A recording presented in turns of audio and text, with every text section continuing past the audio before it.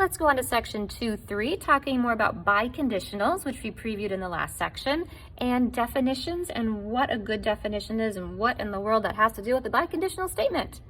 So just reviewing what a biconditional statement is. A biconditional statement combines the conditional statement and the converse statement into one statement. And we see it as P, hypothesis, double arrow Q, which is the conclusion. We read it as if P, or P if and only if Q. So that double arrow, if and only if, that means it's going to go both ways. It has to go both ways. When a conditional statement and its converse are both true, then the statements can be written as one biconditional statement. So let's do an example. If we have our first one, we're going to identify the hypothesis in the conclusion, we're going to find the converse and see if we can write a biconditional statement. So first things first. If two numbers are reciprocals, then their product is 1. So let's identify the hypothesis and the conclusion.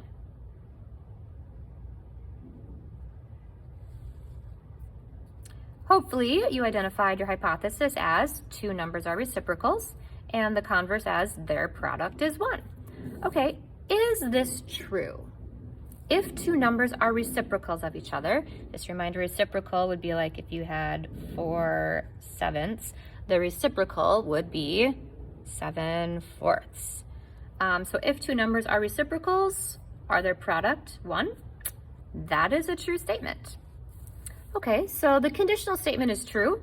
Great. Let's talk about the converse, because in order for a biconditional to work, the converse also has to be true. So what is the converse of the statement above? If two numbers are reciprocals and their product is 1. Go ahead and write it out.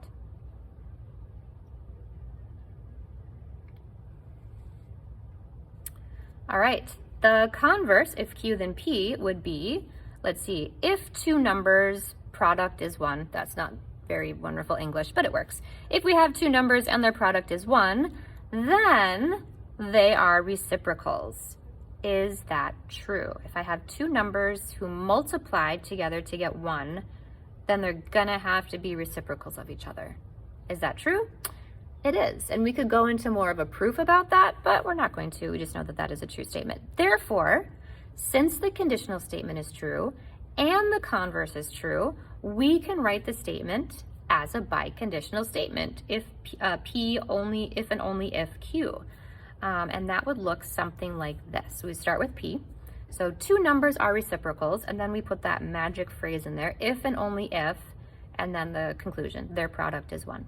And that's telling us that two numbers are reciprocals if their product is 1, and it goes backwards. If their product is 1, then two numbers are reciprocals. It goes both ways. So that's how you can figure out if you can write it as a biconditional statement and how to write the biconditional statement.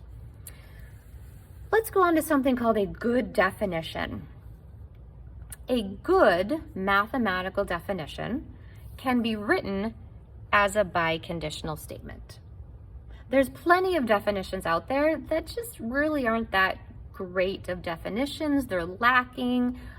They could actually be describing something else. So if something is a mathematically good definition, it can be written as a biconditional statement.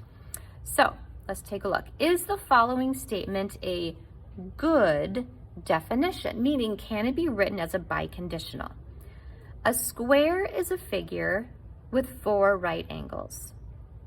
Well, on first look, yeah, that seems to work. A square, we know, it is a shape and it has 4 right angles. So yay, it's a good definition. Well, let's take a look a little more closely. Is it a good definition? So let's write the conditional, because this actually is a conditional in disguise. I don't see an if then. So if we rewrote it as an if then, let's see, if we have a shape, if a shape is a square, then it has 4 right angles. So there is our conditional statement in if-then form. Okay, let's write the converse, because a conditional statement also has to have the converse. Okay, if a figure has 4 right angles, then it is a square. So there's our converse. Which statement is true? Is the conditional statement true? If a shape is a square, then it has 4 right angles. Is that true? Yeah, that is true. What about the converse? If a figure has 4 right angles, then it is a square. Is that necessarily true? Here is the problem. That is not a true statement. And why? I could provide a counterexample. A rectangle is a figure with 4 right angles, but it ain't a square. So, is this an example of a good definition? No, it's not. This thing here could be describing a rectangle. There's going to be more that's required in the definition to make this a good mathematical definition. So it is a definition, but it's not a good one. So just to review, a good definition can be rewritten as a biconditional statement. Go ahead and pause the video and do the next example, and then check back in and see how your example compares with mine. Is the following statement a good definition? Can it be rewritten as a biconditional? Supplementary angles, sum of the measures equal 180 degrees. Probably going to have to rewrite that as an if-then form. Go ahead.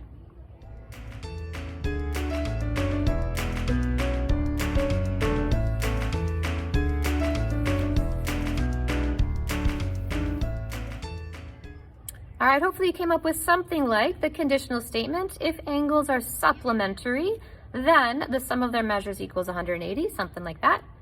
The converse, if the sum of the measures of angles equals 180, then the angles are supplementary.